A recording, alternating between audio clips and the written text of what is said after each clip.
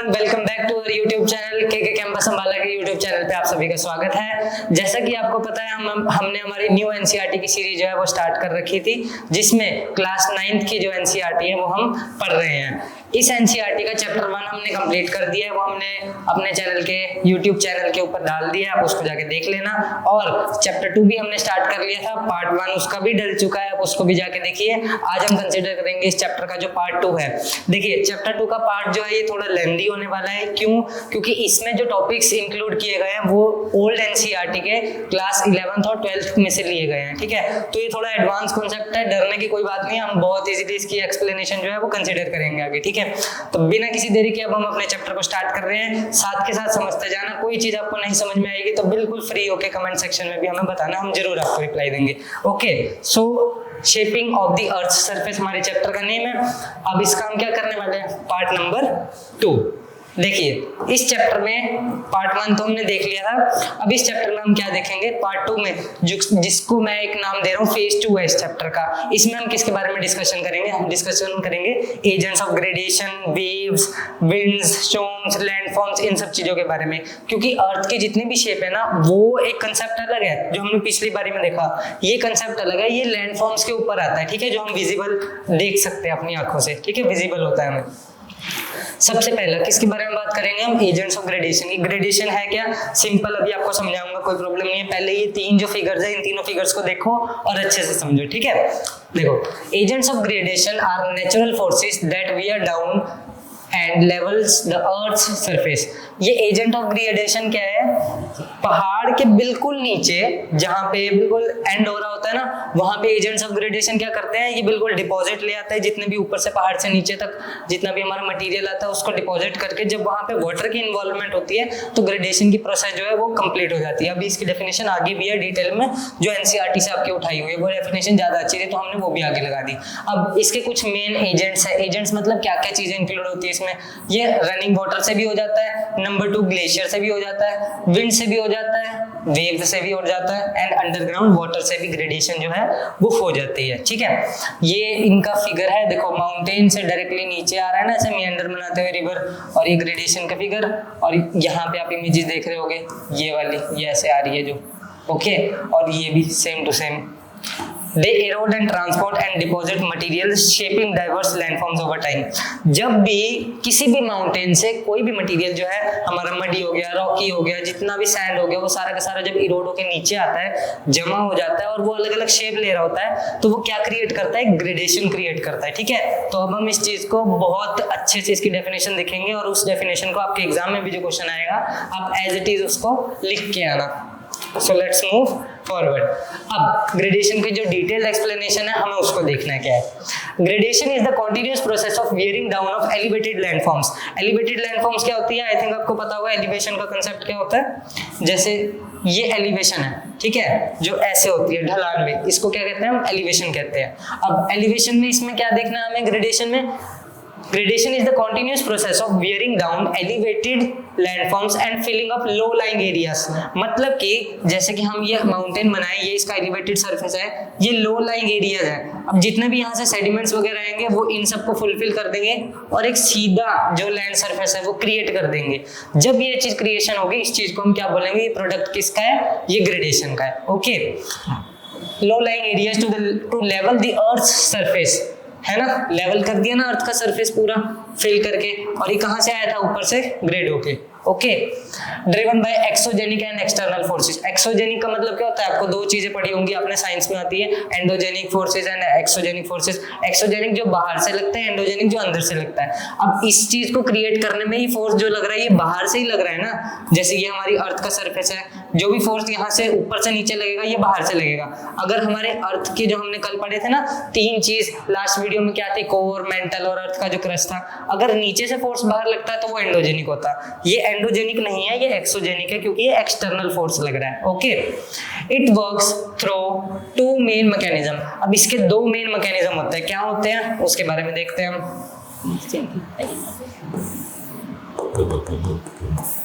देखिए सबसे पहले डिग्रेडेशन, इसके बारे में क्या हो, डिग्रेडेशन आपने सुना होगा, पहले भी लास्ट एनसीईआरटी में भी था ये कॉन्सेप्ट, जिसको हम इरोजन के नाम से भी बोलते हैं। कहते हैं कि फॉरेस्ट जो है डिग्रेड हो रहा है, मतलब कि यहाँ की जितनी भी ट्रीज है उनकी जो रूट्स है, जब डिफोरेस्टेशन होगा तो डिग्रेडेशन भी साथ के साथ होगा। सॉइल लूज कर देगी अपनी होल्डिंग कैपेसिटी, तो वो एक जगह से दूसरी जगह इरोड होकर चली जाएगी, जिसको हम डिग्रेडेशन में भी कंसीडर करते हैं। The wearing down and lowering of high land surfaces by natural forces, किसी भी लैंड सर्फेस के ऊपर नेचुरल फोर्स लगा और बहुत ज्यादा कैपेसिटी में लगा, तो वहां का सॉइल जो क्या हो जाएगा, वो हो जाएगा डिग्रेड, वहां से हट जाएगा, वो अपनी जितनी भी होल्डिंग कैपेसिटी है उसको छोड़ देगा। ओके, नंबर 2 क्या है, ग्रेडेशन, जिसको हम डिपोजिशन कहते हैं, एक जगह से पोजीशन शिफ्ट होके दूसरी जगह चलेगी, ये क्या है हमारा डिपोजिशन। ठीक है, the filling up and rising of low lying areas by depositing eroded sediments. Sediments क्या होता है, वो छोटे छोटे कंकड़, जैसे एक पहाड़ है, यहाँ पे छोटा सा और चट्टान थी, ठीक है, ऊपर से कोई नदी आ रही है, नदी ने इस चट्टान को पूरा का पूरा तोड़ दिया,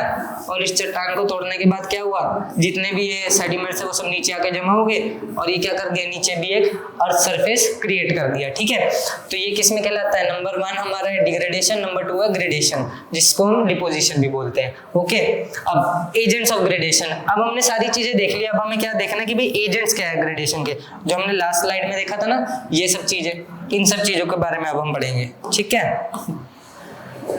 देखो एजेंट्स ऑफ ग्रेडेशन कौन कौन से होते हैं। The primary natural forces responsible for eroding, मतलब कि एक जगह से दूसरी जगह शिफ्ट होना, दूसरा transporting, number 3 depositing materials across the landscape include, मतलब कि एजेंट्स ऑफ ग्रेडेशन में कुछ प्राइमरी टर्म्स होती हैं, जब एक जगह से दूसरी जगह सॉइल जो है वो इरोड हो जाता है, ट्रांसपोर्टेशन हो जाती है उसकी, और डिपॉजिटिंग हो जाती है, तो उसके बारे में पढ़ना है किन किन एजेंट्स की वजह से होती है। सबसे पहला जो एजेंट है वो क्या है, वो है हमारा रनिंग वाटर रिवर्स। ठीक है, काव्स वी शेप्ड वैलीज, आपने वैली देखा ना, वैली आपको हमने चैप्टर 1 में भी समझाया था क्या है वैली, क्या होती है, एक पहाड़ यहाँ पे है, दूसरा पहाड़ यहाँ पे है, दोनों पहाड़ के बीच में से जहाँ से नदी निकल रही होती है उसको वैली बोलेंगे। और रेंजेस भी होती है, जब आप देखोगे कि भाई एक साथ पहाड़ आ जाए, है ना, आप देखते हो सीधे से रोड से आप जा रहे हो, आप इस रोड से जा रहे हो यहाँ से, और दोनों तरफ ऐसे पहाड़ है, जब दोनों तरफ पहाड़ हो जाएंगे तो क्या कहलाएगा, बीच का इलाका, ये बोला जाएगा वैली। ठीक है, और नीचे पहाड़ है, और जब कट्ठे माउंटेन्स आ जाएं तो इनको माउंटेन रेंजेस बोला जाता है। ठीक है, ये कुछ ज्योग्राफी के की टर्म्स है, ये भी हमें पढ़ने होंगे साथ ही साथ। अब सिंपली आपको एक लाइन में समझाएं तो मान लो ये एक माउंटेन रेंज है और बीच में गैप है, और उसके बाद ये एक माउंटेन रेंज है, इन दोनों माउंटेन रेंज के बीच में एक का जो इलाका है वो क्या कहलाएगा हमारा, वो कहलाएगा वैली। ठीक है, वी शेप्ड की। अब रनिंग वाटर कहाँ होता है, calves we shaped valleys, gorges, gorges क्या होता है, जब एक माउंटेन यहाँ पे हो और एक माउंटेन यहाँ पे हो, पीछे से कहीं से नदी आ रही है और वो ऐसे टर्न होगी, तो ये क्या बनाएगी यहाँ पे, ये बनाएगी गॉर्ज। ठीक है, अब आगे, and waterfalls in the mountain regions, ये सारी की सारी किससे लिंक्ड है, ये वाटर बॉडी से लिंक्ड है, क्योंकि हम क्या बात कर रहे हैं, जो एजेंट में वाटर बॉडी का क्या रोल है उसके बारे में हम चर्चा कर रहे हैं। ठीक है, and deposit sediments downstream to build flood plains and deltas, देखो हमारे नॉर्दर्न रीजन में एक गंगेटिक प्लेन्स आता है, ब्रह्मपुत्र प्लेन्स आते हैं, इधर इंडस रिवर बेसिन आता है, ये सारी जगह पे जो आप प्लेन एरिया देखते हो ना, जो उत्तर प्रदेश का इलाका है, पंजाब का इलाका, हरियाणा का है और बिहार का है, ये सारा का सारा प्लेन कैसे हुआ है, ये इसी डिपोजिशन की वजह से हुआ है कि पहाड़ों से नदियां आ रही हैं, गिर रही हैं, जब वो अपने साथ और पत्थर लेके आ रही है ना, पहले यहाँ पे गड्ढा होता था तो धीरे धीरे उन्होंने उस गड्ढे को भर दिया, जो हमने पीछे इमेज में देखा था, उसी हिसाब से ग्रेडेशन होने के बाद वो प्लेन एरिया तैयार हो गया। ठीक है, जैसे हम देखते हैं यहाँ पे माउंटेन, पहले ये गड्ढा था, उसके बाद आगे जाके ये प्लेटोज हो जाते थे, फिर ये कोस्टल एरियाज, फिर इधर इंडियन ओशियन, अब यहाँ से रिवर्स वगैरह आई, उसने ग्रेडेशन किया, यहाँ पे डिपोजिशन किया, सॉइल के ऊपर से इरोजन हुई, इसको प्लेन कर दिया, और इसी प्लेन सरफेस को आज हम क्या कहते हैं, नॉर्दर्न प्लेन्स। ठीक है, ये तो हमारा डेक्कन प्लेटू है, आगे इस बारे में चर्चा करेंगे, नेक्स्ट चैप्टर में भी है डिटेल में, बस कॉन्सेप्ट था आपको समझाना जरूरी है। Okay, so let's move forward. हमने नंबर 1 एजेंट देख लिया है, कौन सा, रनिंग वाटर का। देखो वही सेम टू सेम चीज जो अभी हमने समझी है उसका यहाँ पे हमने डायग्राम लगाया। सिंपली अगर हम बात करें तो ऊपर से पहाड़ से सीधे आराम से नदी आ रही है, और जैसे ही उसका यहाँ पे लैंडफॉर्म खत्म हुई वो नीचे गिर गई। नीचे गिरने के बाद उसने यहाँ पे देखो सबसे पहले तो गड्ढा किया, गड्ढा करने के बाद क्या है, वो ऊपर से ऐसा तो नहीं है नदी सिर्फ बिल्कुल फिल्टर लगा हुआ है आरओ वाला यहाँ पे, ऐसा तो है नहीं कुछ भी। यहाँ पे क्या है, नदी अपने साथ आ रही है तो कुछ कुछ सैंड भी लेके आ रही होगी, सेडिमेंट्स भी लेके आ रही होगी, वो ला ला के यहाँ पे जमा करेगी। और जब ये फोर्सफुली आगे जाएगा, आगे जाके ये जितना भी वहां पे गैप होगा ना, उस गैप को क्या कर देगा, भर देगा, और ये क्या तैयार कर देगा, प्लेन सरफेस। ओके, अब इस फिगर को हम देख लेते हैं। ये फिगर जो है ना आपकी न्यू एनसीईआरटी में अपडेटेड थे, तो हमने डायरेक्टली वहां से उठाए हैं, ताकि आप जब अपनी बुक खोले तो आपको ये ना लगे कि हमने क्लास में क्या पढ़ा था और बुक में तो कुछ और है। सारा डाटा सेम टू सेम है और बहुत ईजी तरीके से दिया हुआ है। देखो सिंपल इसको समझे तो नंबर 1 रिवर, ये रिवर ऊपर से आ रही है, ठीक है। नंबर 2 हार्ड रॉक, नंबर 2 कहाँ है भाई, ये रही हार्ड रॉक, लास्ट सरफेस आता है लैंडफॉर्म का, ये रहा नंबर 2। नंबर 3 क्या है, गैप, गैप कहाँ पड़ रहा है, ये गैप पड़ रहा है, मतलब कि एक लॉक ऐसे थी या कैसे चली गई, और इन दोनों के बीच में जो था ना, यहाँ से लेके यहाँ तक ये क्या पड़ गया, गैप पड़ गया। मतलब कि कभी आप देखोगे ना सामने से झरना बह रहा है, झरने के पीछे जाके खड़े हो तो सामने से ऐसे झरना बहता है, जैसे आपने बाहुबली मूवी में भी देखा होगा, तो ये कुछ लगभग वही सीन क्रिएट होता है यहाँ पे। और प्लंज पूल, ये कहाँ पे बन रहा है, ये देखो छोटा सा पूल बन गया ना, यहाँ पे जाने का मत सोचना, यहाँ पे बहुत एक्सट्रीम प्रेशर होता है वाटर का। कभी छलांग मार लो और सोचो कि भाई स्विमिंग पूल है, नहीं, यहाँ पे एक्सट्रीम प्रेशर होता है, कुछ नहीं पता ऊपर से कौन सा सेडिमेंट, बड़ी रॉक भी आके गिर जाए तो काफी हार्मफुल एरिया होता है ये, ठीक है। और उसके बाद आगे जाके क्या बन जाती है, वापस से रिवर बन जाती है। और जब ये सेडिमेंट्स भर जाते हैं, थोड़ी ऊपर तक बड़े बड़े आ जाते हैं, तो ये इसको पुश करके आगे जाके और क्या बना लेती है, हमारे ग्रेडेशन कर देती है, ठीक है। तो आगे भी जितना लैंडफॉर्म था वो क्रिएट हो जाता है। सो हमने इसके बारे में भी पढ़ लिया। अब हम आगे देखते हैं। देखो ऊपर से झरना गिर रहा है, यहाँ पर से ऐसे, अब ये जितना भी यहाँ पे छोटे छोटे स्टोन्स हैं, इन सबको साथ में लेके नीचे आएगी और नीचे क्या कर देगी, ग्रेडेशन कर देगी, ठीक है। अब हम आगे बढ़ते हैं, ठीक है। तो हमने अभी देख लिया था हमारी ग्रेडेशन की कैसी प्रोसेस होती है और रनिंग वाटर के बारे में। अब ये जो कंसेप्ट है, ये उसके बाकी के जितने भी एजेंट्स हैं उसके बारे में हम कंसिडर करेंगे, लेकिन इसी के पहले हम एक चीज़ और देखते हैं। देखो रनिंग वाटर के बारे में अभी हमने चर्चा करी थी, उसका एक और इमेज का तरफ से हमने डायग्राम क्रिएट किया हुआ है, आप उसको अच्छे से समझना। देखो माउंटेन है, माउंटेन से नीचे डायरेक्टली वैली से आ रही है हमारी river. River shaped land by erosion, transportation and deposition along their course stages. उसके बाद क्या है, the upper course produces V shaped valleys. देखो वी शेप्ड वैलीज है ना, ये झरना अभी जो हमने देखा, नीचे आके ये ऐसे वाटर यहाँ पे इकट्ठा हो रहा है, फिर आगे जाके ये रिवर का फॉर्म ले लेगा। Waterfalls and rapids through vertical erosion, vertical मतलब सीधा, हॉरिजॉन्टल मतलब ऐसे लेटा हुआ, ठीक है। अब मिडल कोर्स के बारे में बात करेंगे। देखो ये रिवर का एक मियांडर बना हुआ है ना, यहाँ पे मियांडर भी है एक कंसेप्ट, उसके बारे में हम आगे देखेंगे। Middle course forms meanders, oxbow lakes, मतलब कि एक ऐसे नदी इधर जा रही है, कभी पहले साइड में भी पानी जाके भर जाता था जब इसका बिल्कुल पूरा बैरल लैंड से जाती थी ना, तो वहां पर से अब पानी हट चुका है और वहां पे छोटा सा गड्ढा था, तो वहां पे वाटर बॉडी धीरे धीरे धीरे जो फिल होती रहती है, ये हमारी ऑक्सबो लेक कहलाएगी, ठीक है। और and broad foot plains via lateral erosion and deposition. Okay, तो हमने ये भी पढ़ लिया। अब हम आगे देखेंगे, ठीक है। Lower course deposits sediments forming deltas, leaves and alluvial fans near the mouth. मतलब कि ये देखो ऊपर से डायरेक्टली नीचे झरना गिर रहा है और यहाँ पे कुछ बंदे जो है ऐसे खड़े होकर व्यू देख रहे हैं और फोटो खिंचा रहे हैं, सेल्फी ले रहे हैं।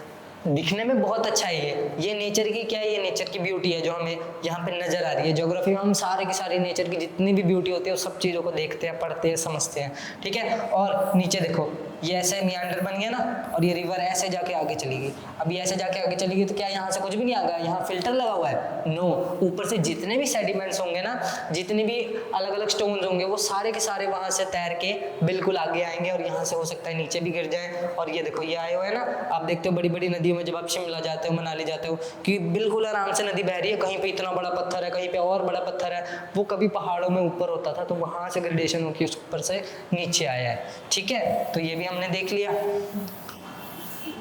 Next, waterfalls form where river flows over resistant rock layers, softened rock below erodes.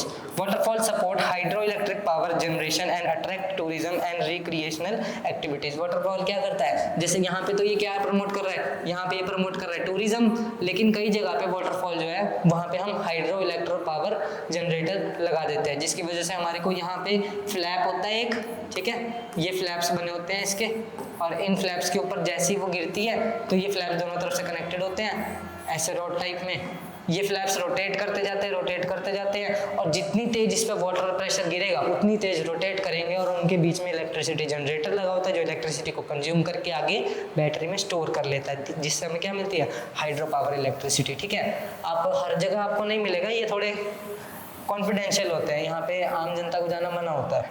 ठीक है, सो अब मेंडर्स के बारे में बात करने से पहले हम अपनी डेफिनेशन देख लेते हैं जो हमारी रुक गई थी। बाकी के एजेंट्स के बारे में भी हम देखेंगे, आगे आएंगे डिटेल्स में, हमें उन्हें पढ़ना है। विंड के बारे में देखिए तो wind prevails in arid and desert regions. Arid regions कौन से होते हैं, जहाँ पे बारिश कम होती है, जो डेजर्टी रीजन होती है। इंडिया में एरिड जोन कौन सी है, थार डेजर्ट वाली, हमने लास्ट लेक्चर में भी डिस्कस किया था। ओके, सो फॉर्मिंग मशरूम रॉक्स, आपने देखा होगा कहीं कहीं पे ऐसे ऐसे पत्थर बने होंगे, है ना, ऐसे ऐसे, ये मशरूम रॉक्स है। ये इंसान काट के नहीं बनाता, ये अपने आप बनती है। क्लाइमेटिक कंडीशंस के ऊपर और वहाँ की कैसे वेदरिंग हो रही है, रॉक की, उन सब चीज़ों पे ये डिपेंडेंट होता है। ठीक है, rocks through abrasion and creating sand dunes और लुइस डिपॉजिट्स। लुइस डिपॉजिट्स क्या होते हैं, ये विंडी, मतलब जब हवा बहुत तेज चलती है वहाँ जाके आगे जाके कुछ ना कुछ ऐसे मिट्टी करके जमा कर दिया, मिट्टी का छोटा सा टीला बना दिया, यहाँ से हवा चलती हुई आ रही है और ऐसे मिट्टी इकट्ठी करते करते करते करते मान लो यहाँ कोई रॉक रखी थी, जैसे ये देखो यहाँ पे कोई रॉक रखी थी, ऊपर से मिट्टी आई, मिट्टी ने आके ऐसे जमा कर दिया और ये धीरे धीरे क्या हो गई, इकट्ठी होती गई। ये क्या बना देगी, हमारी लुइस डिपॉजिट्स। कोई पूछे सबसे ज़्यादा लुइस डिपॉजिट कहाँ पे है पूरे वर्ल्ड में, चाइना में। देखने में लगता है आपको डेवलप्ड कंट्री, लेकिन अगर आपको बताएं तो जैसे ये चाइना का मैप है ना टोटल पूरा का पूरा, अगर हम डायरेक्टली बनाएं तो ये ऐसे बनेगा, लगभग ड्रैगन शेप का लगता है इनका मैप, है ना। इसमें से सिर्फ इतने पॉपुलेशन में, ये 10% रीजन में 90% पॉपुलेशन जो है चाइना की रहती है, बाकी सारा भाई ये वाला जो इलाका है ये सब खाली है, यहाँ पे सब इन्होंने अपने न्यूक्लियर डिपॉजिट्स रखे हुए हैं। क्यों रखे हुए हैं, क्योंकि ये क्लाइमेटिक कंडीशन यहाँ की वेरिएबल नहीं है कि भाई यहाँ पे ह्यूमन बींग सर्वाइव कर सके। तो ये चाइना वाले सिर्फ 10% एरिया में 90% इनकी पॉपुलेशन रहती है। और जो हमने ये अभी देखा था ना, एक बार मैंने मिटा दिया, आपको दोबारा दिखाता हूँ बना के। जैसे ये जो हमने देखा था ना, सिर्फ यहाँ पे ये लोग रहते हैं। जितनी भी डेवलपमेंट आप देखते हो ये 10% रीजन में ही करी हुई है, तभी देखते हो चाइना तो बहुत डेवलप हो रखा है। भाई जरा से एरिया में डेवलप करोगे तो हमारी दिल्ली भी डेवलप्ड है, हमारा हैदराबाद भी डेवलप्ड है, NCR का रीजन भी डेवलप्ड है, तो इनको भी इतना ही छोटा सा देखना होता है। लेकिन इतना भी छोटा नहीं है तो बड़ा, as compare to whole country ये एरिया थोड़ा कम है। यहीं पर क्या बनते हैं हमारे इसी रीजन में, हमारे ये बनते हैं विंड के लुइस डिपॉजिट्स। ठीक है, और वर्ल्ड में सबसे ज़्यादा कहाँ है, चाइना में है। इस चीज़ को याद रखना, आंसर में भी लिख लेना, एक्स्ट्रा मार्क्स मिल जाएंगे यार। एक्स्ट्रा मार्क्स लेने के लिए कुछ ना कुछ टेक्निक्स किया करो। ठीक है, सो अब हम देखेंगे हमारा कंट्रीब्यूशन किसका, ब्लू पेन से देखते हैं, ग्लेशियर का, यानी कि आइस का। क्या आइस भी कोई एजेंट है ग्रेडेशन में? बिल्कुल है। आइस के भी जितने भी छोटे छोटे पहाड़ होते हैं ना, बर्फ के पहाड़, वो भी एक जगह से दूसरी जगह मूव करते हैं, तो वो भी ग्रेडेशन परफॉर्म करते हैं। ये सारे के सारे जो हम यहाँ पे देख रहे हैं ना की पॉइंट्स, नंबर 2, नंबर 1 क्या था, हमने रनिंग वाटर देखा, नंबर 4, नंबर 5, ये सब क्या है, एजेंट्स है किसके, ग्रेडेशन के। ठीक है, Erode high mountains into you shaped valleys. अलग अलग माउंटेन्स जो है वो, हमने वी शेप्ड वैलीज देखा था ना, यू शेप्ड वैलीज कैसे होती है, ये बिल्कुल ऐसे करके ये यू शेप्ड वैलीज होगी। ठीक है, वी शेप्ड वैली एक पहाड़, 2 पहाड़, उसके बीच का इलाका, वी शेप, ये यू शेप, जहाँ पे थोड़ा ज़्यादा गैप होता है, ये यू शेप्ड वैलीज में हम इसको कंसीडर करते हैं। ओके, तो यहाँ पे क्या होता है हमारे ग्लेशियर जो है उनकी मूविंग आइस है, उसके बारे में देखेंगे हम। क्रीक्स क्रिएट होते हैं, हैंगिंग वैलीज होती है, डिपॉजिटिंग ग्लेशियल टिल फॉर्म मोराइंस, और मोराइंस यहाँ पे जनरेट होती है। मोराइंस क्या है, उसकी भी इमेजेस हमने आगे लगाई है, हम आपको दिखाएंगे। ठीक है, सी वेव्स। अब सी वेव्स क्या है, लहरें। कौन सी लहरें, लहरें वो वाली लहरें जो समुद्र के किनारे हम देखते हैं, बिल्कुल दूर दूर से उड़ के आ रही है, बंदे सर्फिंग करते हैं वहाँ पे, उन लहरों से भी क्या है, ग्रेडेशन परफॉर्म होती है। कैसे, इनमें भी इरोजन होगा, क्योंकि लहरें क्या है, एक जगह से दूसरी जगह ऐसे उड़ उड़ के जा रही हैं, आगे जा रही हैं तैर तैर के, तो वो अपने साथ जो भी चीज आती हैं उनको लेके चली जाती है। देखा है ना, अपने सर्फिंग वगैरह जो करते हैं वो भी लहरों के साथ साथ करते हैं। उसी हिसाब से जितने भी सेडिमेंट्स होंगे, जब वाटर का प्रेशर ज्यादा लगेगा तो वो उसको भी पुश करके आगे भेज देंगे। ठीक है, अब constantly erode coast to form cliffs. Coast जो होती है ना, कोस्टल आइलैंड्स, बीच होता है जहाँ पे आप आराम से लेटे होते हैं, उसके सामने जो जहाँ पे सैंड होता है और वाटर बॉडी स्टार्ट होती है, वो इलाके को कोस्टल एरिया बोलते हैं, हमने लास्ट लेक्चर में पढ़ा था। ठीक है, तो वहाँ पे कोस्ट पे क्या होता है, वहाँ पे ग्रेडेशन परफॉर्म होती है। जैसे अभी आगे इमेजेस में भी दिखाएंगे आपको, जैसे ये बीच है जहाँ पे आप लोग लेटे हुए हो, थोड़ी आगे जाके देखोगे आप, यहाँ पे पत्थर पत्थर से जमा है, तो वो सब क्या है, वो ग्रेडेशन है। ठीक है, अब आर्क्स बनाते हैं, केव्स बनाते हैं, व्हाइल डिपॉजिटिंग सैंड अलोंग शोर लाइंस टू बिल्ड बीचेस। अलग अलग जगह सैंड जहाँ डिपॉजिट होता है उस चीज को हम टूरिज्म में काउंट करते हैं और वो क्या कहलाता है, हमारा बीच कहलाता है। अगली चीज देखनी है ग्राउंड वाटर। क्या भाई ग्राउंड वाटर भी रिस्पॉन्सिबल है ग्रेडेशन के लिए? बिल्कुल, ग्राउंड वाटर भी एक प्राइम एजेंट है किसका, हमारी ग्रेडेशन का। Dissolve soluble rocks like limestone. Dissolve करना मतलब घुला देना, मिला देना। ग्राउंड वाटर जो करता है वो लाइमस्टोन को बिल्कुल डिसॉल्व कर देता है किसके अंदर, हमारी रॉक्स के अंदर। Carving underground caves and forming stalactites and stalagmites. ये क्या है, इसकी इमेजेस भी हमने आगे लगाई हुई है, आपको दिखाएंगे। आपने देखा होगा कि भाई एक जगह से झरना बह रहा है, ठीक है, उसके बाद आगे जाते हैं तो बिल्कुल थोड़ा आगे जाके हमें नजर आता है कि भाई जहां से नदी बाहर निकल रही है और पहाड़ ऊपर से भी है, अंदर एक गुफा बनी हुई है। जिस गुफा की बात हो रही है ना, जहां से नदी निकल के आती है, ऊपर से सब पैक्ड होता है, वो स्टेलेक्टाइट्स होती हैं और स्टेलेग्माइट्स होते हैं, ठीक है। इनकी इमेजेस भी हमने आगे लगाई है, हम आपको जरूर दिखाएंगे। So let's move forward. हमने अब इनके बारे में भी देख लिया, जो मेन मेन एजेंट्स है। रनिंग वाटर अभी हमने पढ़ लिया था, हमने डेफिनेशन देख ली थी। अब हमें बात करनी है किसके बारे में, मियांडर के बारे में। मियांडर क्या होता है, इसकी इमेज भी आगे हमने लगाई हुई है, लेकिन कुछ आपको, ये देखो नदी देखा है ना, ऐसे बिल्कुल लहरते लहरते आती है, स्नेक लाइक शेप्ड। स्नेक जो है वो भी ऐसे ऐसे चलता है। तो जो रिवर है, कभी भी कोई रिवर आपने देखा होगा ऐसे 90 डिग्री में सीधी जा रही है, बिल्कुल जाती है, वो मैन मेड जाती है और उसको हम कैनाल बोलते हैं, रिवर नहीं बोलते। वहां खड़े होकर देखना मत कि भाई ये कैनाल है, सर ने तो बोला था कि रिवर ऐसे ऐसे जाती है। वो कैनाल है और वो ह्यूमन मेड होती है, जिसमें दोनों तरफ सीमेंटेड मटेरियल होता है और बीच में से सीधे जैसे हम चाहें अपने इंट्यूशन से उसको मोड़ सकते हैं आगे, एक जगह से दूसरी जगह वाटर पहुंचाने के लिए, ठीक है। अब ये क्या है, ये है हमारा मियांडर। मियांडर रिवर फॉर्म करती है कैसे, जब बिल्कुल तेज प्रेशर आएगा तो ये अपने साथ सेडिमेंट ला के यहाँ जमा कर देगी। ज्यादा सेडिमेंट्स यहाँ जमा हो गए, ये देखो जब बिल्कुल तेज फ्लो आया, ज्यादा सेडिमेंट्स यहाँ जमा हो गए, तो इसने क्या कर दिया, इस लैंड को जो यहाँ तक था इसको यहाँ पे जमा करने के बाद इसने इसको पूरा का पूरा फिल कर दिया, जिसकी वजह से अब जो नदी आगे से आएगी ना, दोबारा से पानी आएगा, वो पानी को ऐसे टर्न लेना पड़ेगा और सेम टू सेम चीज यहाँ टर्न लेना पड़ेगा, तो यहाँ सेडिमेंट ज्यादा जमा होंगे। जब ये ज्यादा जमा हो जाएंगे फिर ये आगे जाके ऐसे टर्न देना पड़ेगा।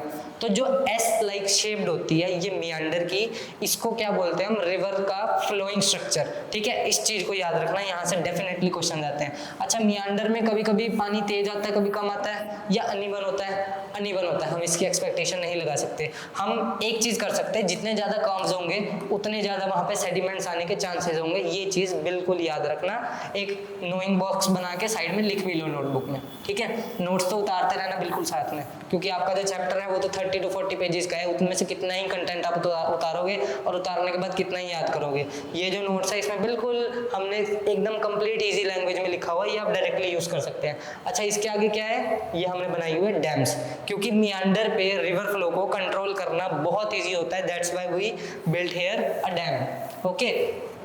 अब अगली चीज देखो, meanders are winding river bends. Bend आ रहे हैं ना ऐसे S shaped, formed by lateral erosion and deposition along banks. Banks क्या होता है, किनारा, ठीक है, और ये मियांडर, ठीक है। अब fertile soils on मियांडर bank support agriculture and settlement.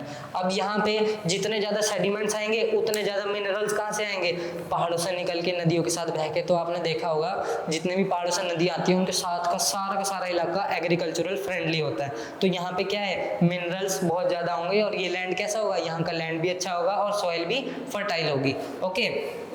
और इरिगेशन करना भी आसान होगा, नहीं तो आपकी नदी यहाँ है, आप 500 किलोमीटर दूर यहाँ पे फार्मिंग कर रहे हो, आपको प्रॉब्लम होगी। आपकी नदी यहाँ है, आप साइड में अपना फार्म बना लो छोटे छोटे, ठीक है। तो ये क्या करेगा, इरिगेशन में भी सपोर्ट करेगा, कोई प्रॉब्लम नहीं आएगी। Example, grand anicut in Tamil Nadu is an ancient river irrigation structure, ठीक है। ग्रैंड एनिकट क्या है, ये भी एक एंशिएंट स्ट्रक्चर है जो कहाँ पे बना हुआ है, तमिलनाडु में। किस चीज़ का, मियांडर से वाटर बॉडीज को आगे एग्रीकल्चरल फील्ड में सप्लाई करने का। सो हमने ये भी देख लिया, अब हम देखते हैं आगे मियांडर होता कैसा है, ठीक है। ये देखो, ये बहुत क्लियर इमेज है जो अच्छे से बता रही है कि मियांडर है क्या। मियांडर का कंसेप्ट क्लास 9 में पहले नहीं था। क्लास 9 में इंडियन ज्योग्राफी पढ़ाई जाती थी, कंटेम्प्रेरी इंडिया पार्ट 1 में, जो ओल्ड एनसीईआरटी थी।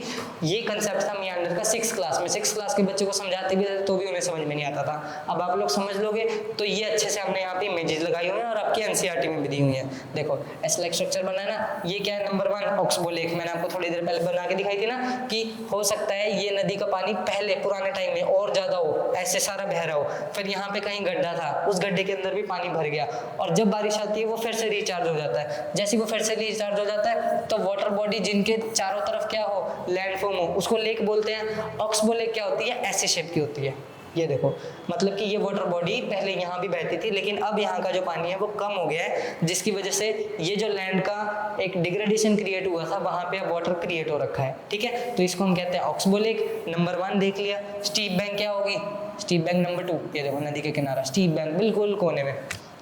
नंबर 3 रिवर, रिवर तो ये आपके सामने आ ही रही है बह के ऐसे लाइक शेप्ड में। ठीक है, और नंबर 4 बार, बार कहाँ पे है भाई, बार ये रहा हमारा, ये देखो यहाँ पे बार क्या है, बिल्कुल एक इससे स्लैंट कर्व होके जहाँ पे नदी की रिवर की एक्चुअल लेंथ आती है ना, उसको हम बार के नेम से कंसीडर करते हैं। ठीक है, ये देखो ये एक सैटेलाइट इमेज है इसकी, ये तो क्रिएटेड है, जनरेटेड है, ये सैटेलाइट इमेज है, ये देखो। ओके, सो ये क्या है हमारा मियांडर है। मियांडर का कंसेप्ट भी आपको समझ आ गया होगा, ये डेफिनेशन भी नोटबुक में शॉर्टली आप नोट डाउन कर लेना। A meander is a winding curve or bend in the middle or lower course of a river formed due to the lateral erosion and deposition. क्या था, क्यों था, हम ऑलरेडी इसके बारे में पढ़ चुके हैं। So let's move forward.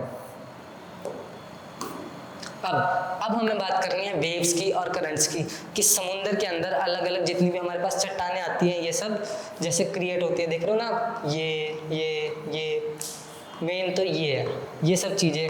और क्या ये हम बनाते हैं जेसीबी लेके, नहीं, ये नेचर अपने आप फॉर्म करता है। जब उसके पास अलग अलग क्लाइमेटिक कंडीशन होती हैं, अलग अलग वाटर बॉडीज होती हैं, उन सब चीज़ों को कंसीडर करके ये खुद ही फॉर्म करता है।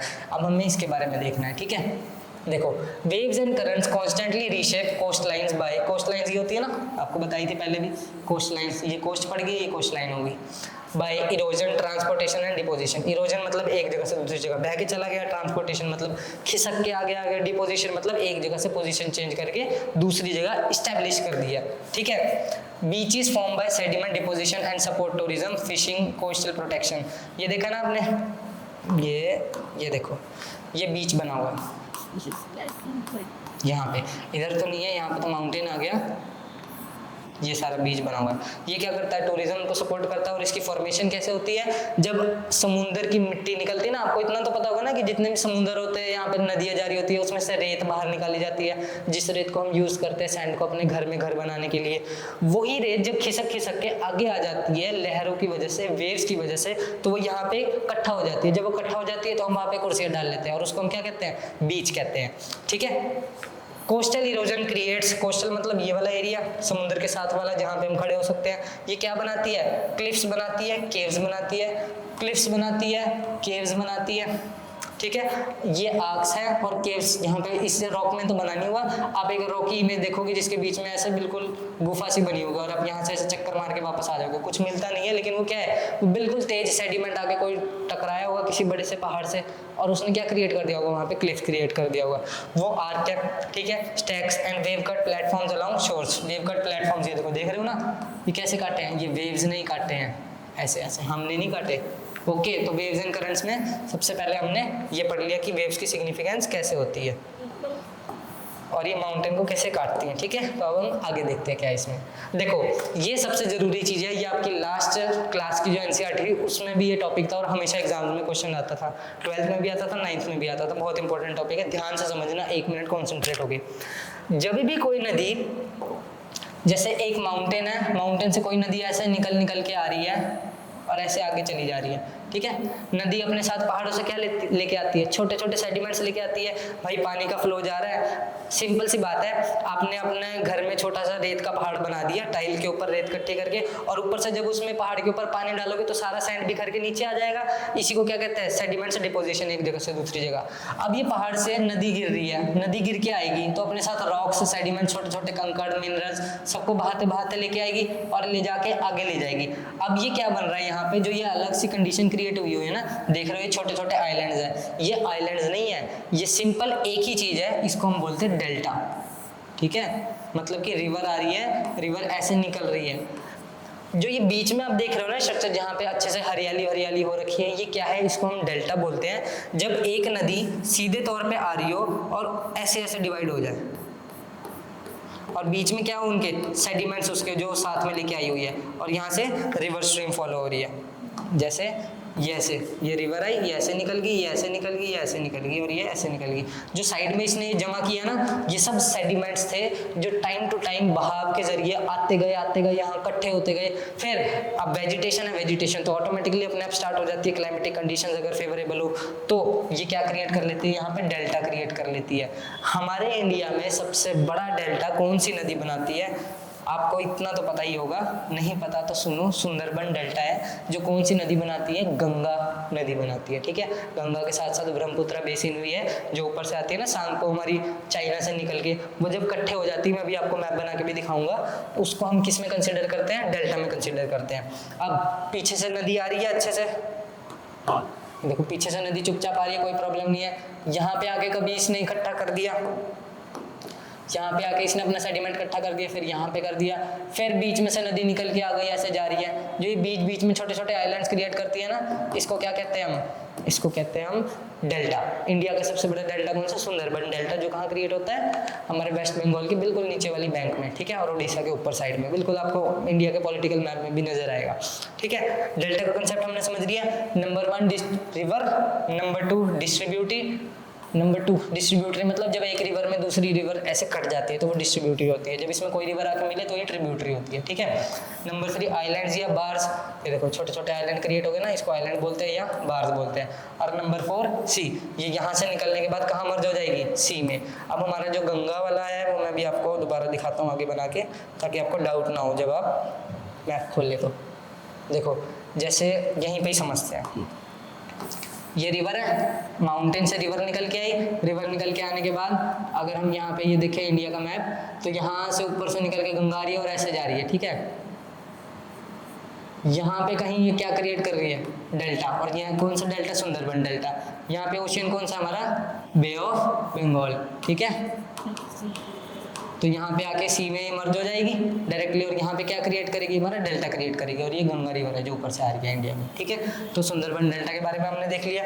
अब नेक्स्ट टॉपिक क्या है कि जो हमने कोस्टल एरियाज पहले पढ़े थे उसके बारे में हमें देखना है कि जो बीच फॉर्मेशन है ये कैसे होती है। यहाँ पे कोस्टल प्लेन जो है जहाँ पे जाके हम अच्छे से बैठते हैं, वो सब चीज़ें क्या है। देखो नंबर 1 आप यहाँ पे देखोगे इमेज के अंदर कि ये तो है भाई बीच, ठीक है, पूरा का पूरा।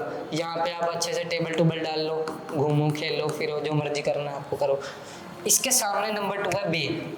ये एक बात सुन लो, जब भी कोई वाटर बॉडी से लैंडफॉर्म से के बीच में वाटर बॉडी आती है तो उसको हम क्या कहते हैं? उसको हम कहते हैं बे। अभी मैंने बिल्कुल 1 मिनट पहले एक चीज़ लिखी थी कि ये हमारा ऐसे करके इंडिया आता है, इंडिया और यहाँ पे कुछ आइलैंड्स आते हैं, म्यांमार आता है, और यहाँ पर से गंगा नदी आके अरेबियन सी में बे ऑफ बंगाल में मिल जाती है। मैंने क्या बोला था? BOB, मतलब कि 2 लैंडफॉर्म के बीच का जो इलाका होता है इसको हम क्या कहते हैं? बे बोलते हैं, जहाँ पे वाटर बॉडी आके इकट्ठी होती है, ठीक है। जैसे ये था, ये ऊपर से गंगा नदी आके ऐसे मर्ज हो जाती है, यहाँ पे हमारा बे ऑफ बंगाल है, ठीक है, यहाँ पे हमारा अरेबियन सी है और यहाँ पे हमारा इंडियन ओशियन है, ठीक है। जब एक तो लैंडफॉर्म इंडिया का है ये रहा यहाँ पे, दूसरा यहाँ पे भी तो आइलैंड्स है म्यांमार के, तो जब 2 लैंड के बीच में बड़ी सी वाटर बॉडी आ जाए वो क्या कहलाएगी? बे कहलाएगी। इसको याद रखना। ऑफ बंगाल क्यों बोलते हैं? क्योंकि यहाँ पे बंगाल रीजन पड़ता है ना। तो ये हमने देखा, ये देखो 2 लैंडफॉर्म के बीच में यहाँ पे पानी आके इकट्ठा हो गया ना, ये क्या बना रहा है यहाँ पे? यहाँ पे बना रहा है बे, ठीक है।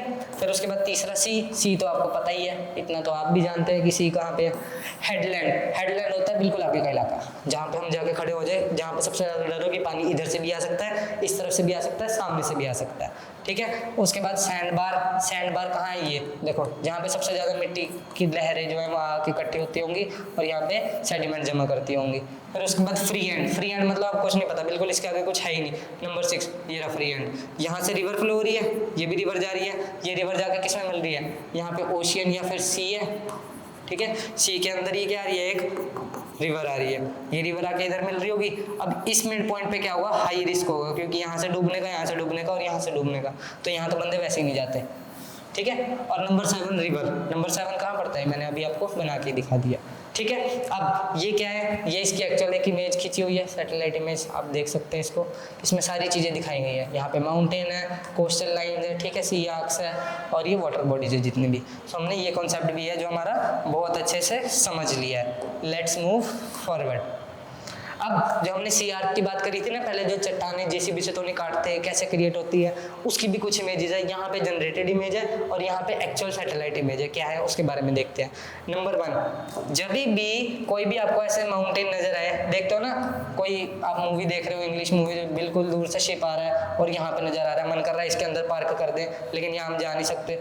तो जब भी ऐसे माउंटेन्स आपको नजर आते हैं तो ये ह्यूमन क्रिएटेड नहीं होते, ये नेचर ने खुद क्रिएट किया होता है। सबसे पहले हम देखते हैं हेडलैंड। हेडलैंड क्या है? नंबर 1, ये वाला इलाका मोस्टली मूवीज में किस लिए यूज होता है? सुसाइड करने के लिए, ठीक है, यहाँ से कूद जाओ, कूदना नहीं है।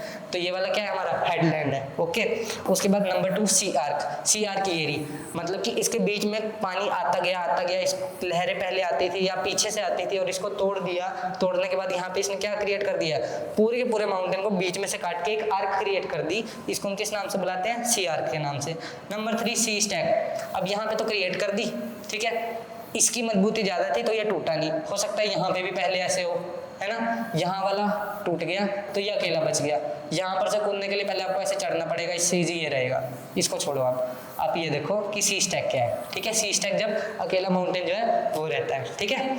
अब number 4 high tide level. High tide level क्या है? ये यहाँ से हाई टाइड का मतलब क्या होता है? बहुत तेज तेज लहरें आने के बहुत सारे चांसेस होते हैं यहाँ से, तो यहाँ तो वैसे अंदर कोई नहीं जाता। Low tide level, number 5 low tide level. यहाँ पे लहरें आती हैं, थम जाती हैं, पीछे बहुत बड़ी बड़ी उठ के आती है। जैसे आप देखते हो ना, ऐसे बड़ी बड़ी लहरें उड़ के आ रही है और यहाँ पे सर्फिंग कर रहा है कोई बंदा, फिर मिलता नहीं है वो कहाँ पे है। अब लो टाइड लेवल क्या है? यहाँ पे आप छोटे मोटे यहाँ पे तैर सकते हो, ज़्यादा ना तैरना तो आगे चले जाओगे, ठीक है। ये भी कंसेप्ट हमने समझ लिया आर्क वाला, और ये तो भूल ही जाना, ये भी मत करना, अभी क्लासेस बाकी हैं, ठीक है। और ये हमारी है सैटेलाइट इमेज। देखो रियलिटी में ऐसे क्रिएट हुआ है और ये सी आर्क है, ठीक है। सारी चीज़ हमने देख लिया, तो अब हम आगे चलते हैं।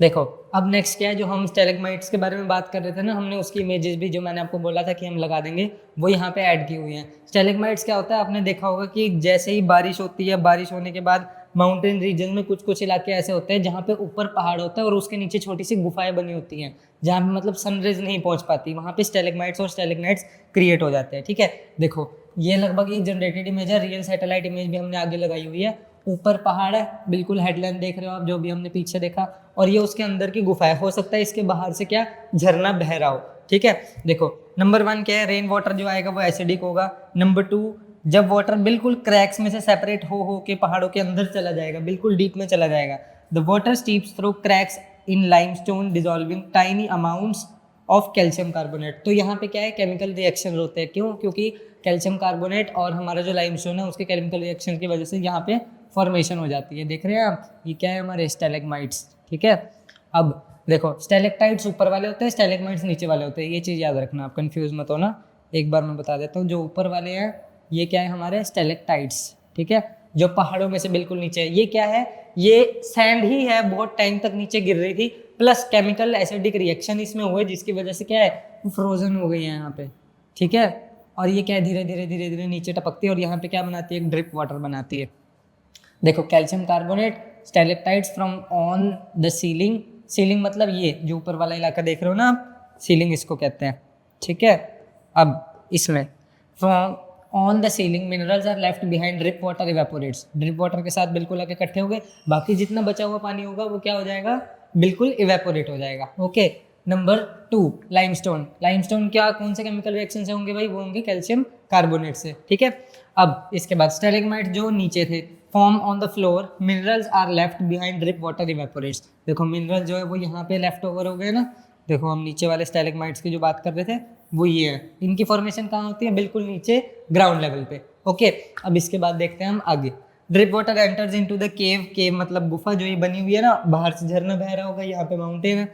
And evaporates, minerals are left behind. बची बुची चीज़ क्या रह जाती है? यहाँ पे मिनरल्स रह जाती है। सो ये एक इमेज है और ये दूसरी इमेज है। Over thousands of years stalactites and stalagmites grow. इसको बनने में 3-4 दिन नहीं लगते। जब यही एक continuous process thousands of years तक होती है तो क्या होता है? स्टैलेग्माइट्स एंड स्टैलेक्टाइट्स की फॉर्मेशन होती है, ओके। तो अब हम आगे चलते हैं, नेक्स्ट स्लाइड। अब इसी की कुछ सैटेलाइटिक इमेज बाहर से तो नहीं है, ये हमने खुद खींची है। कहाँ से? हमने नहीं खींची है, जिन्होंने भी खींची है हमने गूगल से निकाल लिया आपके लिए, ताकि आपको पता लगे कि रियलिटी में क्या होता है। जहाँ पे भी आपको फॉर्मेशन दिखे इसकी, तो वो आप उसको देख सके। देखो स्टैलेग्माइट्स नीचे से लिख रहे हैं, you might trip over them. ठीक है, आप यहाँ पे कहीं घूमने जाते हो, काफ़ी डेंजरस होता है, यहाँ पे स्नेक्स वगैरह भी निकलते हैं, तो घुस मत जाना। ठीक है, स्टैलेग्माइट वर्सेस स्टैलेक्टाइट। और ये क्या है, हमारे स्टैलेक्टाइट्स ऊपर से जो गिर रहे हैं, देखो ऐसे से गिर रहे हैं ना, ये फ्रोजन हो रहे हैं। आपने मूवीज़ में देखा होगा, कार्टून में देखा होगा, छोटा भीम में ऐसे गुफा में जाता है, तो वहाँ ये सब चीज़ें होती हैं। ठीक है, तो ये भी ह्यूमन मेड नहीं है, ये भी नेचुरली फॉर्मेशन हुई है इनकी। ओके, अब आगे, अब हमें बात करनी है हमारे दूसरे ग्रेडिएशन के एजेंट्स की, जो क्या है, ग्लेशियर। ग्लेशियर बहुत इंपॉर्टेंट रोल प्ले करते हैं। सबसे ज़्यादा रिवर वाटर जितनी भी है हिमालयन, जो पेरेनियल रिवर्स होती है ना सीजनल के अलावा, उसमें किसका सबसे ज़्यादा होता है योगदान, ग्लेशियर रिवर्स का। ठीक है, ग्लेशियर उसमें सबसे ज़्यादा योगदान देते हैं। जिसमें एजेंट्स ऑफ ग्रेडेशन में हमें ग्लेशियर्स के बारे में बात करनी है कि ग्लेशियर्स में भी इरोजन होती है।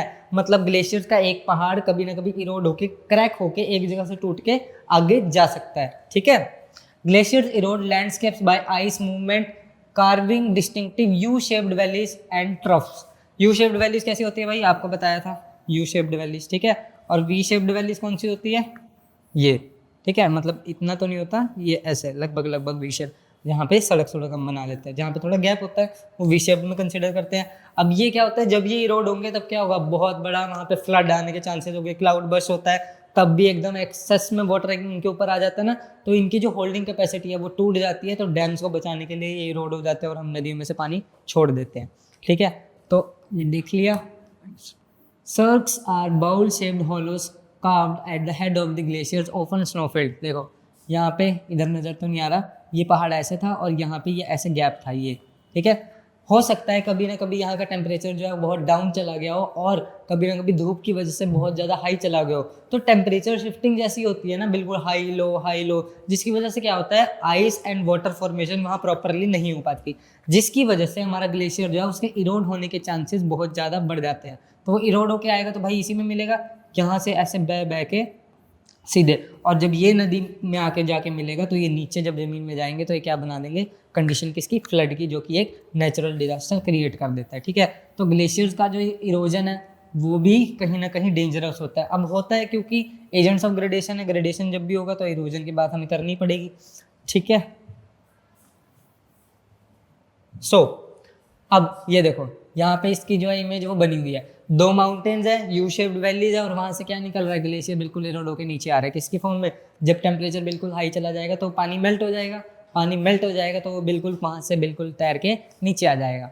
हैंगिंग वैलीज, लटकी हुई वैलीज, जो बिल्कुल मतलब पहले कंप्लीट थी, बट टेम्परेचर ओवर होने की वजह से क्या हुआ, टेम्परेचर हाई हो गया और वो वैलीज में बिल्कुल डिफ्रेंसिएशन आ गई, जिसकी वजह से it occurs when smaller glaciers meet larger ones. जब छोटा ग्लेशियर बड़े ग्लेशियर के साथ मिलता है, लीविंग एलिवेटेड वैली फ्लोर्स, जब मिलेगा तो इसका यहाँ पे गैप आ जाएगा, और ये क्या करेगा, बचा बुचा जितना भी यहाँ पे लैंडफॉर्म होंगी इसकी वो इरोड कर देगी। ओके, एब्जॉर्ड्स, ये बीच का इलाका, दो माउंटेन के बीच में, ग्लेशियर्स के बीच में एब्जॉर्ड्स कहलाता है।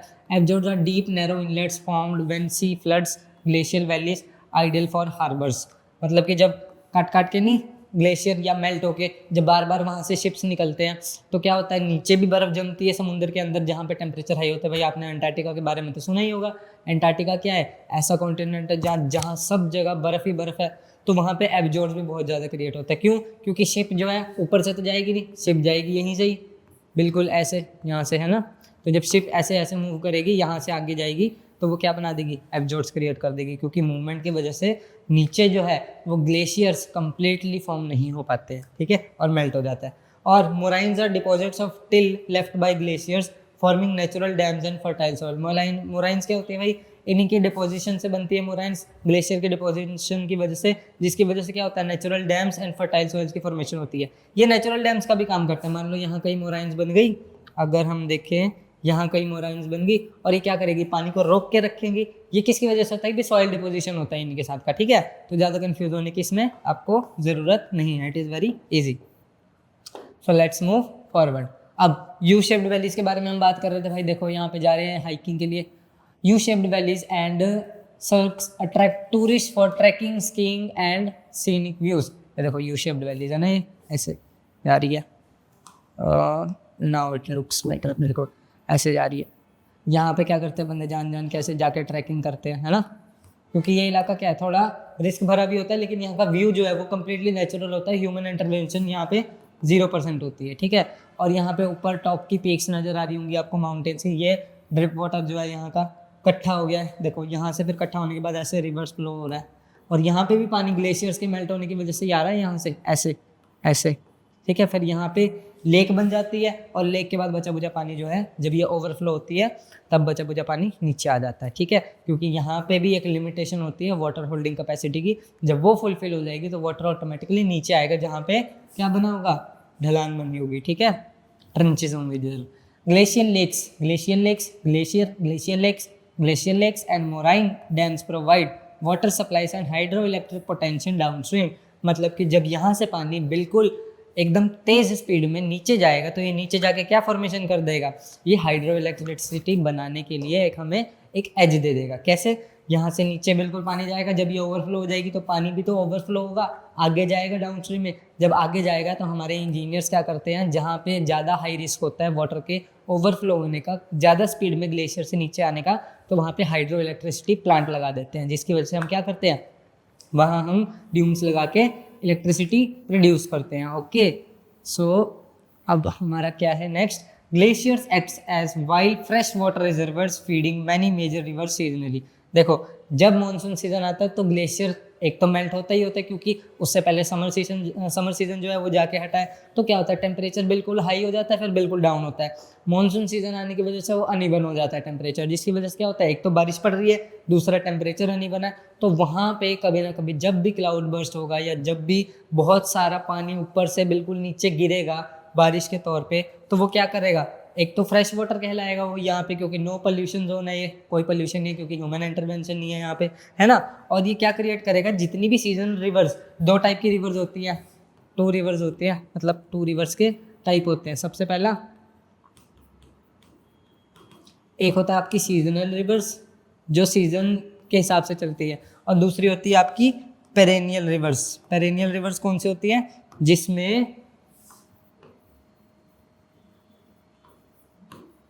जिसमें पूरे 12 महीने पानी आता है, ठीक है, इसको पेरेनियल रिवर्स बोलते हैं। सीजनल रिवर्स कौन से होते हैं भाई, आपने देखा होगा जब भी बारिश आती है तो जहाँ पे भी आप रहते हैं, उत्तर प्रदेश, दिल्ली, है ना, पंजाब तो चलो लैंड ऑफ 5 रिवर्स है, लेकिन पेरेनियल रिवर्स क्या होती है, वो रिवर्स होती है जिसमें 12 महीने पानी होता है, जैसे हमारी गंगा हो गई। और सीजनल रिवर्स कौन सी होगी, छोटी छोटी नदी है जैसे नर्मदा, गोदावरी वगैरह, इन सब में ये सब जो रिवर्स होती है सीजनल, ये बारिशों पर डिपेंड होती है, यानी कि मानसून सीजन पर डिपेंड होती है। तो ग्लेशियर जो है वो इनको थोड़ा एज देता है एक, ठीक है। Let's move forward. देखो अब हमारे को क्या है, जो हमारा लास्ट पॉइंट था ना सी के पास का, उसकी हमने एक और डिटेल्ड इमेज लगाई है कि भाई जहाँ पे हेडलैंड आता है और सी शोर आता है उसको हम कैसे कैसे बुलाते हैं। देखो ये आपकी सुसाइडल जोन, अभी बात करी थी हमने हेडलैंड की, इसके बारे में, है ना, हेडलैंड, ठीक है। सी क्लिफ, ये रहा क्लिफ कौन सा होता है, बिल्कुल लास्ट पॉइंट, यहाँ से गिर के पहले यहाँ गिरोगे फिर उसके बाद नीचे जाओगे, ठीक है, गिरना नहीं है, बस एक्सप्लेनेशन के लिए। ओके, सी केव हमने बात करी, इस केव के अंदर क्या होगा भाई, स्टेलेग्माइट्स और स्टेलेक्टाइट्स क्रिएटेड होंगे अगर यहाँ का टेम्परेचर हाई है, अगर टेम्परेचर लो है, अगर टेम्परेचर हाई है तो क्रिएशन नहीं होगी, ठीक है। नंबर 3 पे क्या आता है हमारा, सी केव, ठीक है।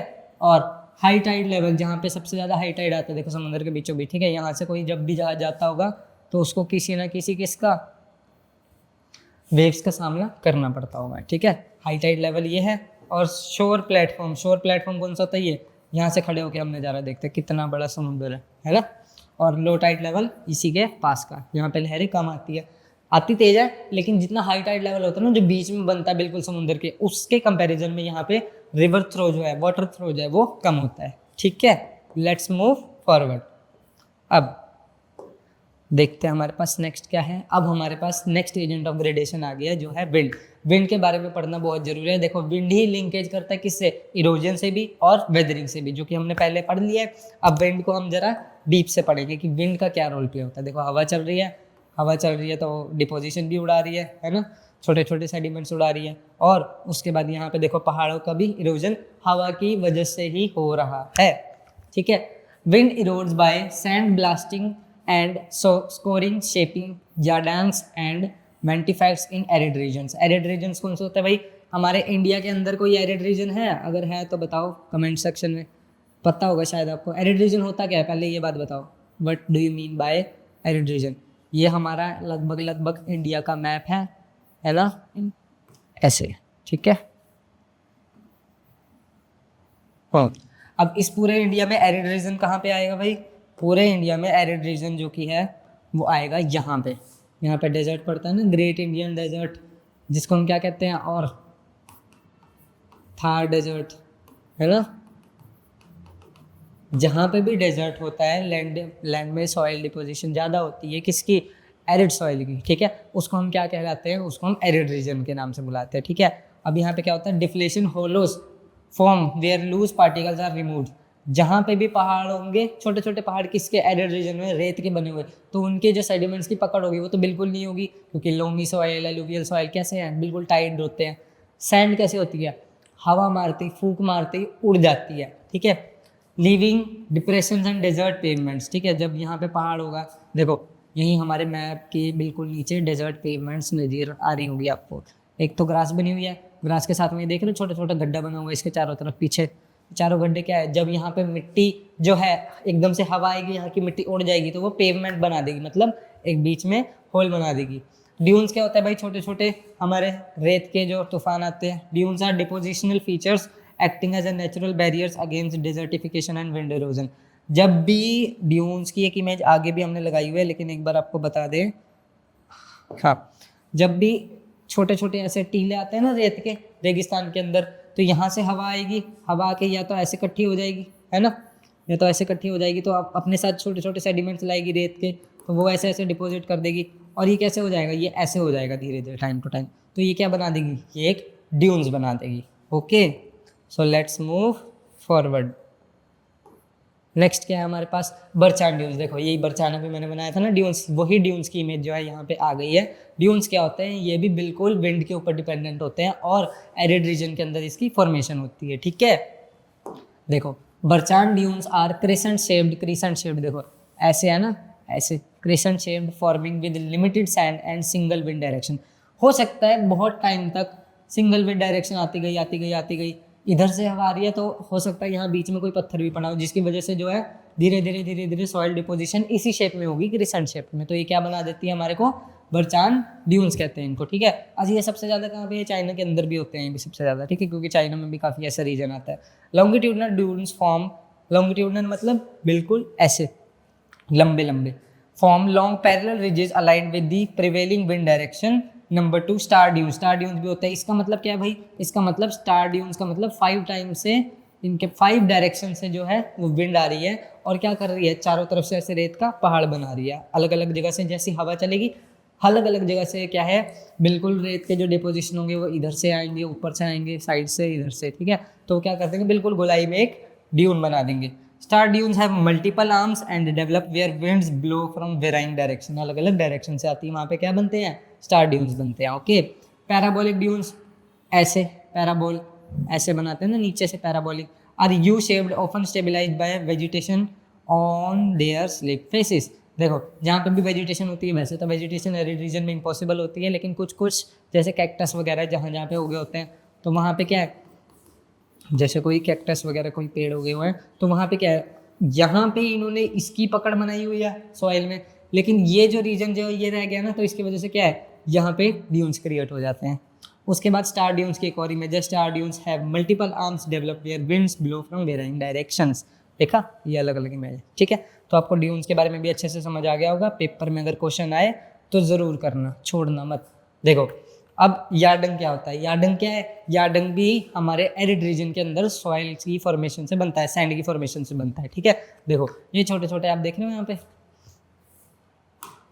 ये देखो छोटे छोटे, ऐसा लग रहा है हमने काट काट के बनाया है, ये पहले पूरे प्लेटफॉर्म होते थे, नहीं। ये यार्डंग भी किसकी वजह से बनते हैं? ये भी सॉइल के डिपोजिशन की वजह से बनते हैं, ठीक है। नंबर 1 जो इमेज है आप यहाँ पे देखोगे, ये यार्डंग है, मतलब कि ये यहाँ पे आप लेटा हुआ देख रहे हो। अगर मान लो आप अभी यहाँ पे खड़े हो, ठीक है, आप यहाँ पे खड़े हो और एक बंदा यहाँ पे जो है वो बैठा हुआ है, ठीक है, तो एक नीचे होगा, ये प्लेन सरफेस है, ये सरफेस थोड़ा उठा हुआ है, देख रहे हो, वैसे ही ये प्लेन सरफेस है और ये सरफेस थोड़ा उठा हुआ है, मतलब कि ऊपर को आया हुआ है, और इस चीज़ को क्या बुलाते हैं हम? यार्डंग के नाम से बुलाते हैं। नंबर 2 विंड कहाँ से चल रही है भाई? इधर से इधर ऐसे विंड चल रही होगी, ठीक है, ये देखो ऐसे विंड चल रही होगी, तभी तो इसको बिल्कुल ऐसे स्लोप में बनाया गया है। Number 3 hard rock. Hard rock कहाँ पे होगी भाई, ये रही हार्ड रॉक, और यहाँ पे ये रही हार्ड रॉक। ये पूरी देख रहे हो ना, ये सब हार्ड रॉक है, क्योंकि हार्ड रॉक क्या है, विंड की वजह से इतनी जल्दी उसकी जो है इरोजन या उसका डिपोजिशन इतनी जल्दी से एक जगह से दूसरी जगह नहीं होता, तो हार्ड रॉक स्टेबलाइज रहती है। ठीक है। Number 4 soft rock. Soft rock किधर है भाई, ये रही सॉफ्ट रॉक। देख रहे हो, एक तो इनका कलर भी क्या है, बिल्कुल डार्क है, इसका मतलब ये धीरे धीरे क्या हो गया, केमिकल रिएक्शन होने की वजह से ये बिल्कुल फॉर्मेशन हो गया इसकी कैसे, बिल्कुल हार्ड सब्सटेंस में। और ये क्या है, ये हो सकता है धीरे धीरे इसमें इरोजन अभी होना बाकी हो, या ये अभी जंग हो, इसकी वजह से क्या बना देती है, हमारी सॉफ्ट रॉक बना देती है। ठीक है। नंबर 5 क्या है, hard rock. Number 5 hard rock, दोबारा से एक ये रही एक ये रही। ठीक है, तो आपने इसको भी अच्छे से समझ लिया, एक ये रही, दो हार्ड रॉक। ठीक है, और नीचे वाली सॉफ्ट रॉक, और ये ऊपर वाला इलाका यार्डुंग, और ये क्या है, विंड। जिस डायरेक्शन में विंड चल रही होगी, यार्डुंग की भी डायरेक्शन उसी जगह होगी, ये चीज़ याद रखना बस। ठीक है, और इसके बाद लेट्स मूव फॉरवर्ड। आगे हमारे पास क्या है, डस्ट स्टॉर्म्स। जब भी रेगिस्तान के अंदर तूफान आते हैं उसके बारे में भी हमें पढ़ना है, क्योंकि हमारी एनसीईआरटी में कुछ चीज़ें जो है वो बिल्कुल एनहेंस करके दिखाई गई हैं। देखो, dust storms are caused by strong winds lifting large amounts of loose dry soil. Loose और ड्राई सॉइल होती है हमारी कहाँ, रेगिस्तान वाले इलाके में, यानी कि एरिड रीजन में, क्योंकि अगर वहाँ की सॉइल बिल्कुल एलोवियल या लोमी टाइप की होगी तो वो तो उड़ेगी ही नहीं, इतनी ज़्यादा नहीं उड़ेगी, लेकिन यहाँ की तो बिल्कुल लूज होती है। देखो, उसी हिसाब से यहाँ का वेजिटेशन होता है, बिल्कुल पतले पतले पत्तों वाले आपको यहाँ पे वेजिटेटेड प्लांट्स मिलेंगे। देखो, कईयों को तो पानी भी नहीं मिल रहा। ठीक है, और into the air prolonged drought and low rainfall dry out the soil। 25 centimetre से बिलो रेनफॉल होती है हमारे राजस्थान वाले इलाके में। इसका मतलब एरिड रीजन जो है वहाँ पे उसको कहाँ कंसिडर करेंगे, जहाँ पे बारिश ही बिल्कुल कम होगी। ठीक है, और हमारे रेगिस्तान में बारिश ना होने का एक ही वजह है कि हमारी जो अरावली श्रृंखला है, पता है ना आपको, अरावली रेंज यानी कि अरावली माउंटेन रेंज, वो अरावली रेंज सीधे है। अगर वो अरावली रेंज ऐसे होती तो हमारे जो है मानसून वहाँ रुक जाता और बारिश कर देता, और हमारे जो पंजाब और हरियाणा है वो क्या बन जाते हैं, वो डेजर्ट बन जाते। अरावली रेंज सीधी है जिसकी वजह से हवा आती है और ऐसी सीधी हिमालयन रेंज पे चली जाती है और वहाँ जाके ऊपर उड़ जाती है, जिसकी वजह से उत्तराखंड, पंजाब, हरियाणा, उत्तर प्रदेश, यहाँ सब जगह क्या आता है, मानसून आता है। ठीक है, तो अब पैराग्राफ को देखते हैं। Rainfall dry out the soil making it easier for wind to pick up the fine particles. Dust storms are common in desert and semi arid regions. Simple सी बात है, जहाँ जहाँ पे धूल उड़ेगी वहाँ पे ही धूल के तूफान आने के भी ज़्यादा चांसेस होंगे। Where the soil is loose and dry, sparse vegetation cover often due to deforestation. Deforestation क्या होता है, जब लोग पेड़ काट देते हैं एक जगह से दूसरी जगह। ठीक है, एक जगह से काट के दूसरी जगह लगाते नहीं है, काट के भी जितने बचे बुचे उसको लकड़ियाँ जलाने में, खाना बनाने में यूज़ कर देते हैं पेड़ की लकड़ियों को। ओवर ग्रेजिंग, ये किसकी रीजन की भी वजह से हो सकता है, जरूरी नहीं है कि जो ये एरिड रीजन है और डस्ट स्टॉर्म है सिर्फ वहाँ आया है जहाँ पे रेगिस्तान है, नहीं। ओवर ग्रेजिंग मतलब कि जब जानवर को चारा चराने के लिए, कुछ देखा ना आपने, चरवाहे निकलते हैं, जब वो एक ही इलाके में बहुत ज़्यादा बार मतलब इतनी ज़्यादा ग्रेजिंग करवा दे, इतना ज़्यादा चारा चरवा दे किसको, जानवरों को, उसकी वजह से जो वहाँ का सॉइल होगा, सॉइल को कौन पकड़ के रखता है, प्लांट या क्रॉप पकड़ के रखती है। जब वही खा ली जानवरों ने तो सॉइल तो लूज हो जाएगा, लूज हो जाएगा तो डस्ट हो पाएगा, तो उसकी सैंड भी एक जगह से दूसरी जगह निकल जाएगी, इरोड हो जाएगी, डिपोजिशन हो जाएगा उसका। ठीक है, और पुअर फार्मिंग प्रैक्टिसेस, और अगर फार्मर भी ज़मीन का ध्यान ठीक से नहीं रखेगा तो भी इस चीज़ के ज़्यादा चांसेस है। Also leaves the land expose. Climate change and extreme weather conditions can further increase frequency and intensity of dust storms. Climate change हो सकती है, अगर जैसे क्लाइमेट चेंज होगी और वेदर कंडीशंस अनइवन होगी तो डस्ट स्टॉर्म्स आने के चांसेस जो है वो बढ़ जाएंगे। ठीक है, तो ये भी इंपॉर्टेंट टॉपिक था, ये भी हमने कर लिया है। Let's move forward.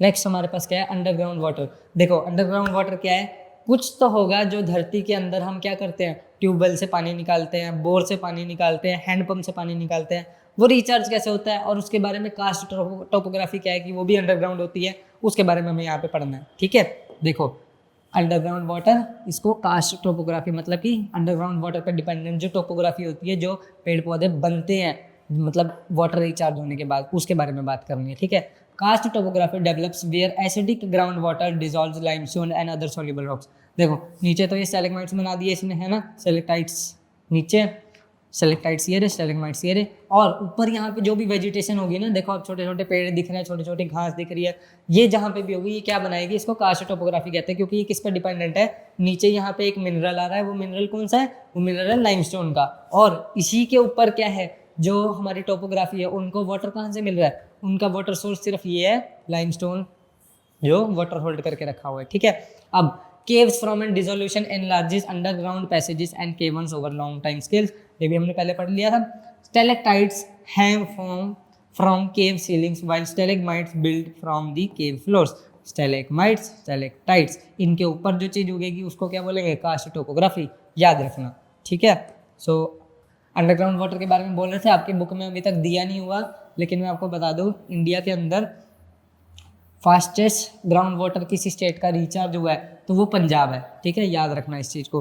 Recently Punjab का जो ग्राउंड वाटर है वो बिल्कुल बहुत ही 30 to 35% से क्या हुआ है, रिचार्ज हुआ है। और कोई स्टेट ऐसी हो भाई जिस स्टेट के अंदर ग्राउंड वाटर जो है ख़त्म ही हो गया है।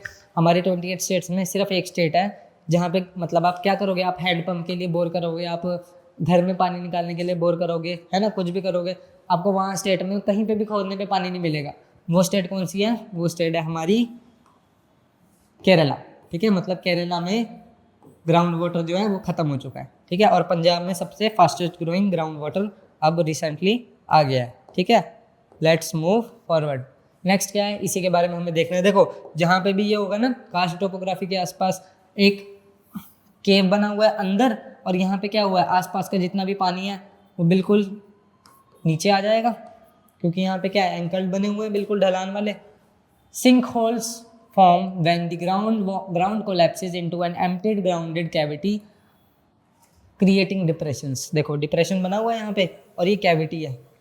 कैविटी वो दांत वाली नहीं, कैविटी का मतलब क्या, कोई होल जहाँ चारों तरफ से क्या हो, बिल्कुल एक लैंडफॉर्म ने कवर किया हो, कोई भी बॉडी हो सकती है, कोई सब्सटेंस हो सकता है। तो यहाँ पे चारों तरफ जहाँ पे भी पानी आएगा वो सारा का सारा इरोड होके नीचे आ जाएगा, ठीक है, बिल्कुल बह के नीचे आ जाएगा। आगे underground reverse flow through cave system transporting water and sediments beneath the surface. Water और सेडिमेंट जो है वो अंदर से आ रहे होंगे, अंडरग्राउंड रिवर होगी जो कहाँ से आ रही होगी। देखो यहाँ पे आपको क्या दिख रहा है, बिल्कुल एक केव जैसा दिख रहा है और नदी बाहर आ रही है उसमें से। ये क्या है, पीछे माउंटेन हो सकता है, यहाँ कहीं पीछे से नदी ऐसे आती हो, ऐसे ऐसे से ऐसे निकल गई हो।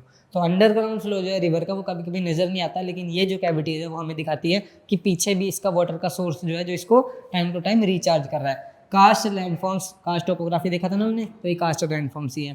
Provide fresh water, attract tourist and often hold cultural significance locally. Tourist को काफ़ी अट्रैक्ट करती है ऐसी, जो देखा यहाँ पे फोटो खिंचाने में कितना अच्छा लगेगा। तो टूरिस्ट के लिए प्लेसेस बहुत अच्छी होती है, जहाँ पे हो सकता है यहाँ कहीं दूर कोई झरना भी हो, जिसकी वजह से क्या होता है, यहाँ पे टूरिस्ट जो है वो बिल्कुल ऐसी प्लेसेस को अट्रैक्ट करते हैं यहाँ पे जाना।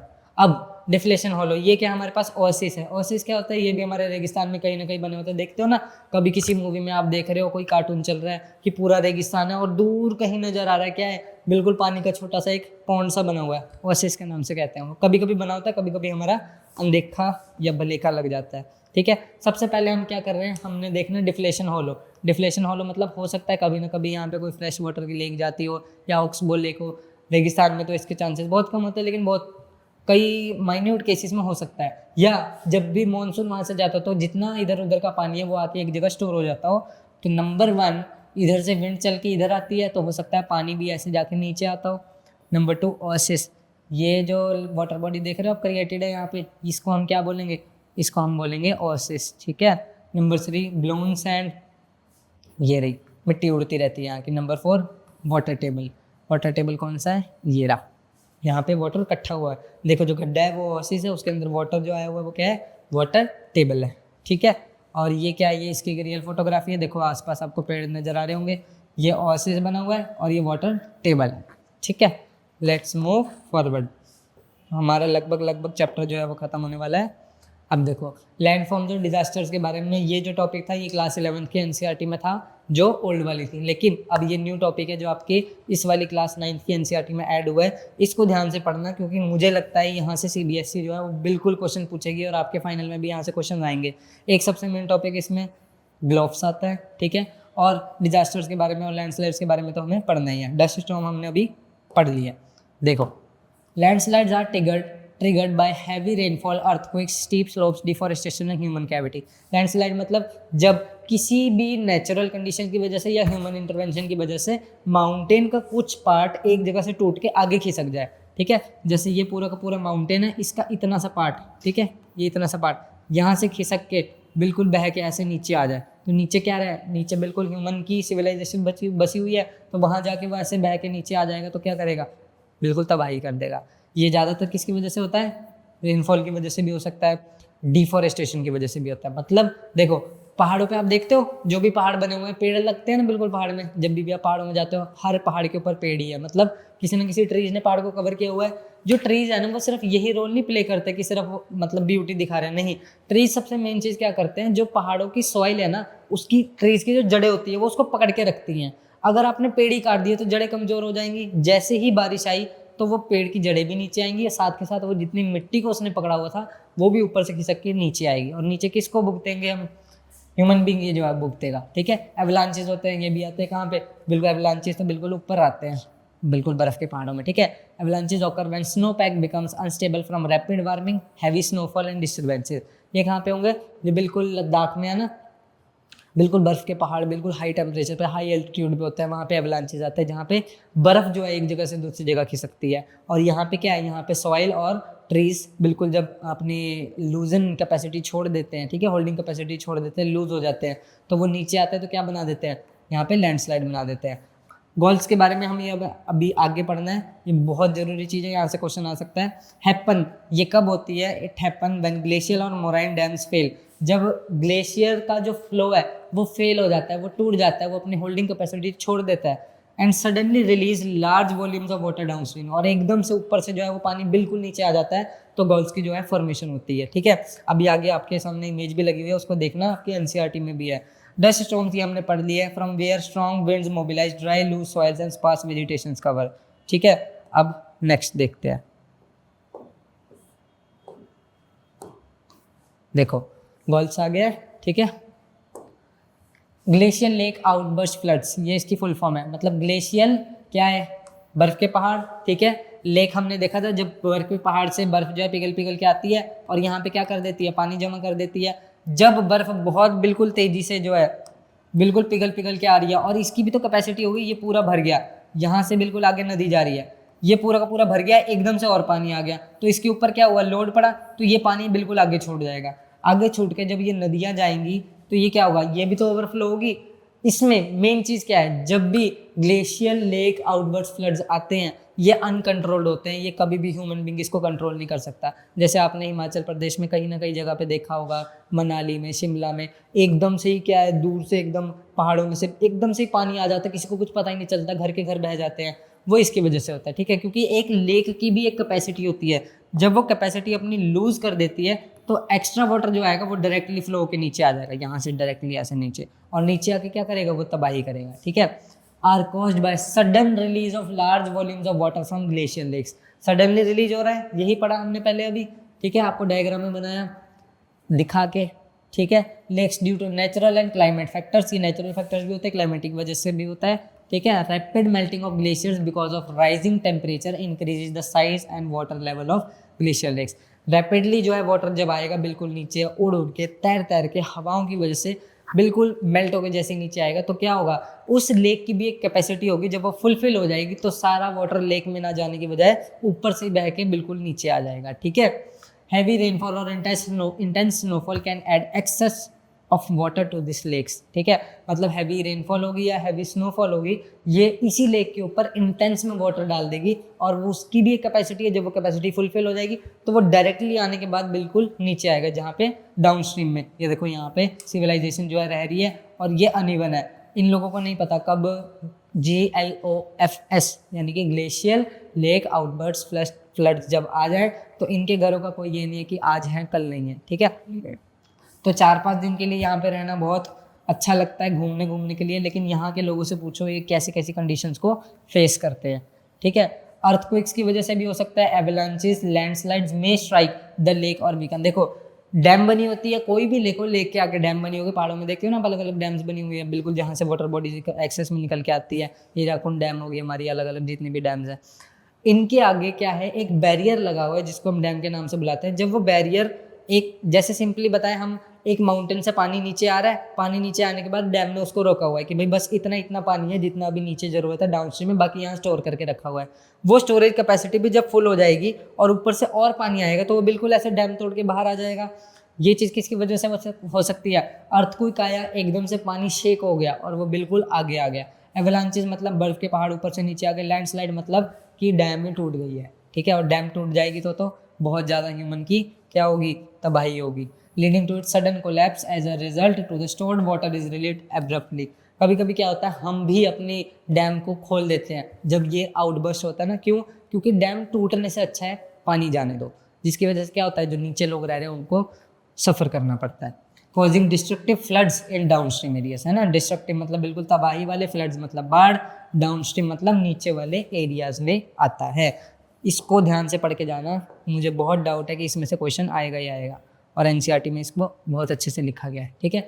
अब चैप्टर हमारा जो है वो बस कंप्लीट हो चुका है। मैंने क्या किया है, इस चैप्टर की जितनी भी की टर्म्स है जहाँ से इंपॉर्टेंटली लग रहा है कि क्वेश्चन आ सकता है, जो ओल्ड एनसीईआरटी थी जब मैं वो भी पढ़ाता था, तो जहाँ जहाँ पे एनसीईआरटी में आप देखते हो ना ब्लैक कलर के कुछ वर्ड्स लिखे होते हैं, तो उसको मैंने यहाँ पे आपके लिए ऐड कर दिया है। इन टर्म्स में क्या होगा, आपको कुछ जो शॉर्ट क्वेश्चन आएंगे वो भी यहीं से कवर हो जाएंगे हमारी स्लाइड से, ठीक है। हमने लैंडफॉर्म्स के बारे में भी पढ़ा। लैंडफॉर्म्स क्या है, उनकी डेफिनेशन लिखी हुई है, आप एज इट इज़ याद करना और एग्जाम में भी लिख के आना। याद करना समझा आपको दिया है, ठीक है। Landforms are natural surface features formed by weathering, erosion, deposition and tectonic activity. दूसरा है क्रस्ट। 3 पार्ट्स होते हैं ना अर्थ के अंदर वाले, उसमें क्रस्ट होता है। Crust is the earth thin outer most layer, बिल्कुल आउटर मोस्ट लेयर, जिसमें लिथोस्फीयर और एस्थिनोस्फीयर जो है कनेक्टेड होते हैं, हमने लास्ट पार्ट में पढ़ा था। Varying from 5 to 40 kilometre 6, 5 to 40 kilometre जो होती है वो क्या होती है, इसकी थिकनेस होती है, ठीक है। लिथोस्फीयर अभी हमने चर्चा करी, लिथोस्फीयर के ऊपर हम घूमते हैं ना, सबसे आउटर लेयर।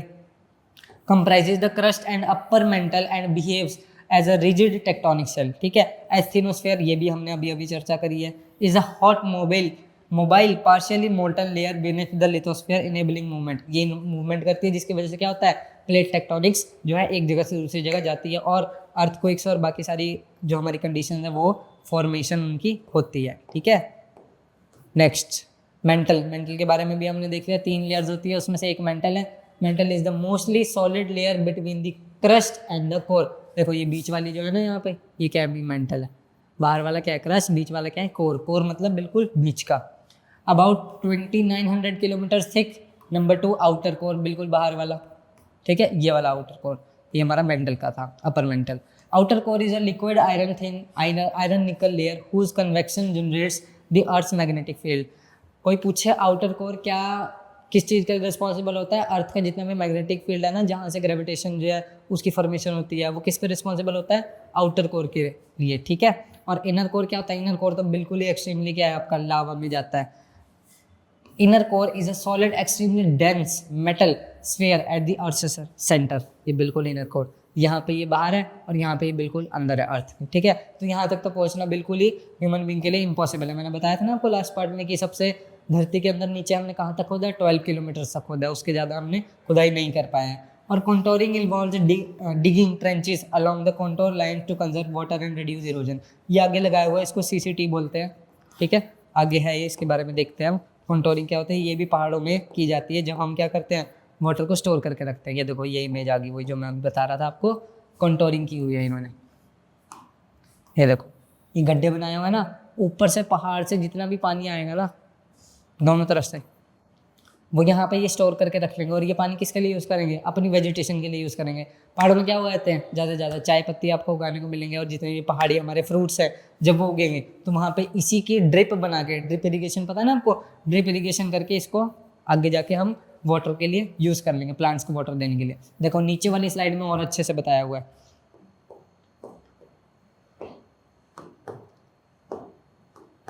ये देखो यहाँ पे पहाड़ है, पहाड़ से जो पानी नीचे आता होगा वो इनमें छोटे छोटे बॉक्सेस के अंदर स्टोर हो जाता होगा। ये देखो ये बनाया हुआ है, ये मैनमेड होते हैं, अपने आप नहीं बनते। हम क्या करते हैं, मतलब ढलान में बिल्कुल ऐसे ढलान जा रही है, उसके आगे सॉइल ऐसे उठा के यहाँ पे पानी स्टोर कर लेते हैं।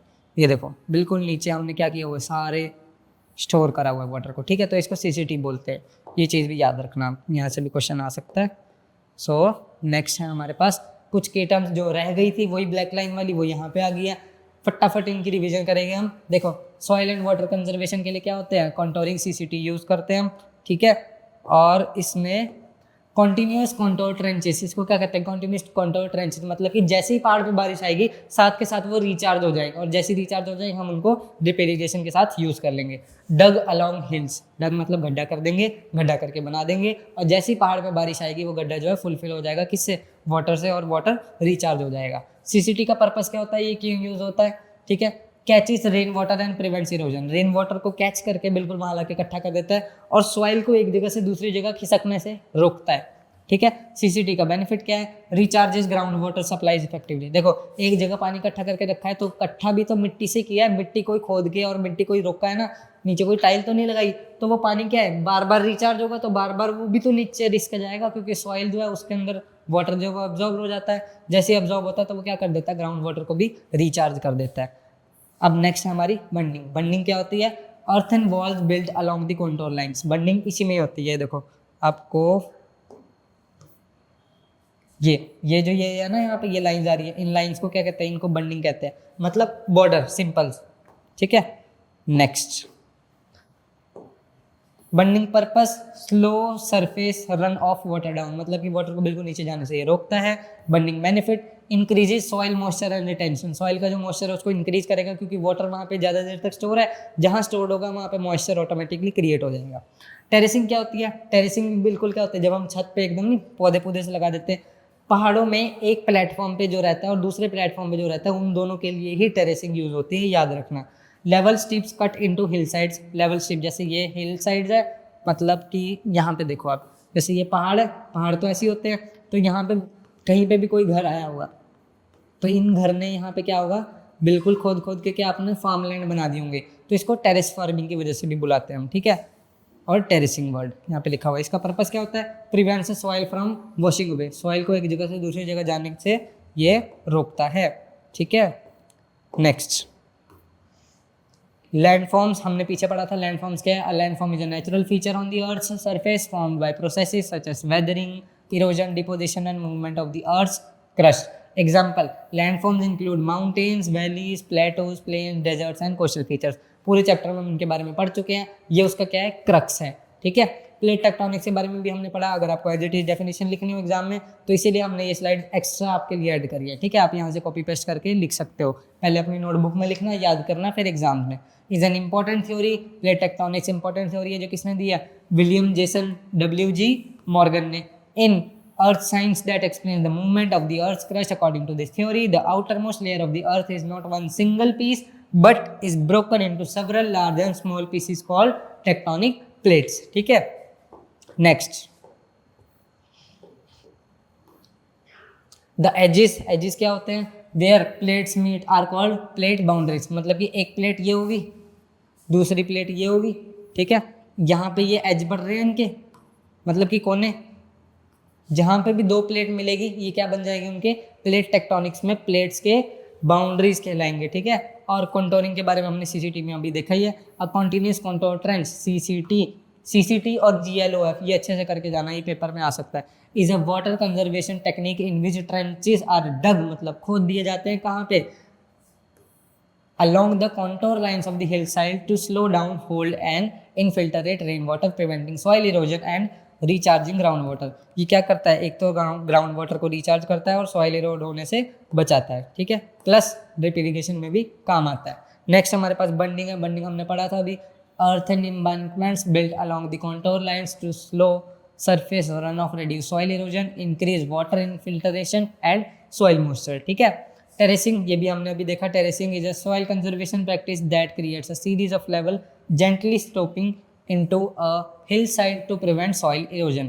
एजेंट्स ऑफ ग्रेडेशन, हमने पूरे चैप्टर में एजेंट्स ऑफ ग्रेडेशन पढ़े ना, जो फेज 2 था हमारा, उसी के बारे में कोई पूछे तो डायरेक्टली ये लाइन आएगी, agents of gradation are natural forces that wear down, transport and deposit materials on the earth surface, helping to level और smooth over time. The main agents of gradation are running water, discuss कर लिया, glaciers अभी किया है, wind भी अभी किया है, वेव्स हमने लास्ट चैप्टर में किया था, लास्ट पार्ट में, एंड ग्राउंड वाटर ये भी अभी किया है, ठीक है।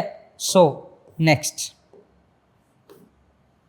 डेल्टा, डेल्टा भी आपको दिखाया था ना, इंडिया का सबसे फेमस डेल्टा कौन सा है, जो सबसे बड़ी नदी बनाती है, सुंदरबन डेल्टा, और किस पे बनता है वो, गंगा नदी पे बनता है। A delta is a landform formed at the mouth of a river where it flows into a sea, ocean or lake and deposits the sediments. देखो बताया था ना आपको, जैसे एक नदी बह के आ रही है, जब नदी अलग अलग पार्ट में डिवाइड हो जाएगी, ऐसे ऐसे ऐसे और ऐसे, ये नदी आगे जा रही है, ठीक है, ऐसे ये नदी आगे जा रही है, बीच में जो नदी ने अपने छोटे छोटे आइलैंड्स बनाए हैं, है ना, ये छोटे छोटे आइलैंड बनाए हैं, ये क्या कहलाएंगे, ये सब कहलाएंगे डेल्टा, और नदी जो है बीच में से ऐसे जा रही है, ठीक है, इनको हम डेल्टा बोलते हैं, आपको याद रहना चाहिए। It has carried from upstream, ऊपर से आते हैं नीचे, और जैसी पहाड़ों से कोई भी नदी नीचे आएगी तो अपने साथ पत्थर लाएगी, सेडिमेंट्स लाएगी, है ना, ओवर टाइम बहुत टाइम तक वो चीज़ आती रहेगी। These deposits accumulate to form a fan shaped और ट्रायंगुलर एरिया। देखो ये फैन शेप्ड बनेगा ना, एक फैन का पंखा ये रहा, एक ये रहा, एक ये रहा, है ना, और ये ट्रायंगुलर भी है। Deltas are highly fertile due to their rich alluvial soil. ये जो होंगे ना, यहाँ पे आप कोई भी क्रॉप उगा लो, सारी क्रॉप उग जाएगी। क्यों? क्योंकि पहाड़ों से मिनरल्स जो है सॉइल के साथ वो बह बह के आ रहे हैं, और यहाँ पे इतनी बार जमा हो चुके हैं, आप कोई भी चीज़ यहाँ पे उगाओगे बहुत जल्दी उग जाएगी। और एलुवियल सॉइल होता है, याद रखना कौन से सॉइल है, ठीक है। Making them ideal for agriculture and supporting crops such as rice and jute. Rice and jute यहाँ पे सबसे ज़्यादा उग जाएगा, क्योंकि इन दोनों क्रॉप्स को ही, राइस को और जूट को, सबसे ज़्यादा एक्सेस में पानी चाहिए होता है, ठीक है। So let's move forward. ये हमारा जो है वर्ल्ड का मैप है। आपको मैंने सारी चीज़ें बताई थी, जितनी भी प्लेट टेक्टोनिक्स होती है, अलग अलग प्लेट्स बनी हुई हैं। मेजर प्लेट्स ये थी हमारी, एक तो यहाँ पे रिंग ऑफ फायर बन रही थी, ठीक है, इंडिया यहाँ पे आता है। हर एक चैप्टर में हम आपके लिए वर्ल्ड मैप और इंडिया का मैप लगाएंगे, ताकि कोई भी चीज़ आपको समझ में ना आए वो हमसे कमेंट सेक्शन में आप लिख के हमसे पूछ सकते हैं, ठीक है। ये हमारा ओवरऑल है, 7 कॉन्टिनेंट्स है जितने भी हमारे वो हैं, ठीक है। नेक्स्ट, ये हमारा इंडिया का मैप है। टोटल स्टेट्स कितनी है, याद ही होगा आपको, 28 स्टेट्स हैं, है ना। और यूटीज कितनी है, यूनियन टेरिटरी भी 8 है। तो ये 8 का फिगर याद रखना। कई बच्चे 29 स्टेट्स बोलते हैं, ये रॉन्ग है, ठीक है। 28 स्टेट्स हैं और 8 ही यूनियन टेरिटरीज है, लास्ट में 8 है, बस इतना याद रखना, ठीक है। Next, world map. Thank you, chapter खत्म हो गया आपका। अब जो हमारा चैप्टर नंबर 2 है, shaping of the earth surface, ये कंप्लीट हो चुका है। पार्ट 2 भी आपने देख लिया हो। जितनी भी इंपॉर्टेंट की टर्म्स हैं हमने आपके लिए यहाँ पे जो अलग से लिखे हैं, देखिए बहुत मेहनत से ये स्लाइड्स बनाते हैं हम आपके लिए। आप भी अपने एग्जाम के लिए इसको प्रिपेयर कीजिए, अपनी नोटबुक में नोट डाउन कीजिए, और हमारी वीडियो जो है अपने ज़्यादा से ज़्यादा अपने फ्रेंड सर्कल में, अपने फ्रेंड्स ग्रुप में शेयर कीजिए। कैसा लगा चैप्टर कमेंट सेक्शन में ज़रूर बताना। तब तक के लिए लाइक करें, सब्सक्राइब करें। Thank you so much. जय हिंद, मिलेंगे नेक्स्ट वीडियो में।